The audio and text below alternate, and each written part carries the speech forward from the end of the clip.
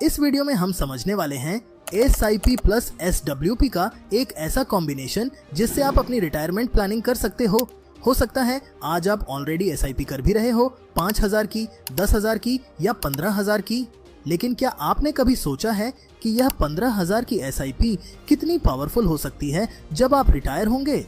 अब सोचिए, अगर आपने SIP को SWP में स्विच किया और मैं आपको बोलूं कि आपको हर महीने 1 लाख रुपए की कमाई अगले 20 से 25 सालों तक आती रहेगी, तो आपको कैसा लगेगा। अगर आप इसकी पूरी प्लानिंग समझना चाहते हो तो इस वीडियो को अंत तक देखें और अच्छा लगे तो इसे शेयर भी करें। SIP जैसा कि आप जानते हैं एक बहुत ही पावरफुल टूल है जिससे आप अपनी वेल्थ को ग्रो कर सकते हो। इसके जरिए आप अपने फाइनेंशियल गोल्स पूरे कर सकते हो। मान लो आप हर महीने SIP कर रहे हो और इसे एक सिस्टमेटिक तरीके से इन्वेस्ट कर रहे हो। मैं एक उदाहरण लेता हूँ 15,000 रुपए की SIP का। अगर आपने अच्छे म्यूचुअल फंड्स चुने हैं तो आप इस रकम को छोटे, मिड या नेक्स्ट 50 जैसे कैटेगरी फंड्स में लगा सकते हो। अब बात आती है रिटर्न्स की। अगर आप 15% के आसपास रिटर्न की उम्मीद करते हो तो ये सुनने में थोड़ा ज्यादा लग सकता है। क्यों? क्योंकि मार्केट की एवरेज रिटर्न लगभग 12 से 13% रहती है, लेकिन 15% का रिटर्न तब संभव है जब आप निफ्टी के अलावा निफ्टी नेक्स्ट 50, मिड कैप या स्मॉल कैप फंड्स में इन्वेस्ट करते हो। इनमें पोटेंशियल ज्यादा है। अगर आप चाहते हैं कि हम निफ्टी नेक्स्ट 50 पर एक डिटेल वीडियो बनाएं तो कमेंट करके जरूर बताएं। अब मान लो आप 15,000 की SIP हर महीने 15% की रिटर्न पर कर रहे हो और इसे 20 साल तक कंटिन्यू करते हो, तो आपके पास लगभग 1 करोड़ रुपए की राशि बन जाएगी। अगर आपने 25 की उम्र में शुरुआत की तो 20 साल बाद आप 45 की उम्र में रिटायरमेंट प्लान कर सकते हो। ये टाइम पीरियड आपके लिए पावर ऑफ कंपाउंडिंग का सबसे बड़ा उदाहरण बनता है। और अगर आपने 30 की उम्र में शुरुआत की है तो भी 20 साल में आपकी total investment value 2 crore 27 lakh तक हो सकती है। अब इसमें से आपने अपनी जेब से कुल इन्वेस्ट किए होंगे, जबकि रिटर्न के रूप में आपको लगभग 1 करोड़ 91 लाख रुपए मिलेंगे। यही SIP की पावर है जिससे आपकी वेल्थ ग्रो होती है।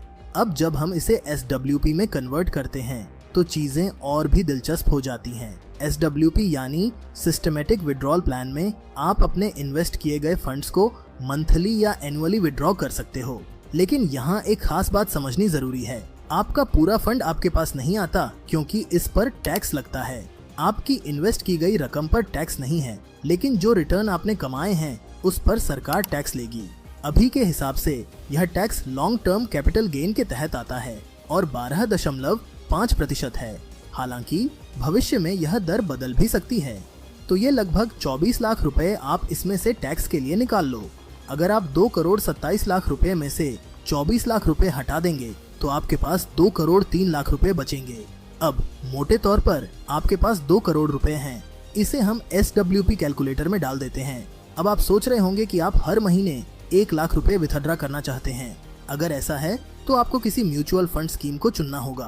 पहले मैंने आपको बताया था कि जब आप लॉन्ग टर्म यानी 20 साल के लिए निवेश करते हैं तो आप मिड कैप, स्मॉल कैप या निफ्टी नेक्स्ट 50 जैसे इक्विटी लिंक्ड म्यूचुअल फंड्स का चुनाव करते हैं।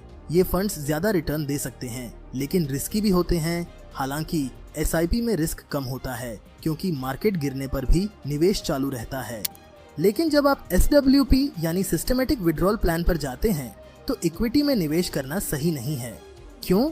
क्योंकि यहाँ आपको रेगुलर और प्रेडिक्टेबल इनकम चाहिए होती है। अगर आप चाहते हैं कि हम SWP पर डिटेल वीडियो बनाएं तो कमेंट करके जरूर बताएं। अब जब आप SWP में शिफ्ट कर रहे हो तो आपको इक्विटी वाले फंड्स को अवॉइड करना चाहिए।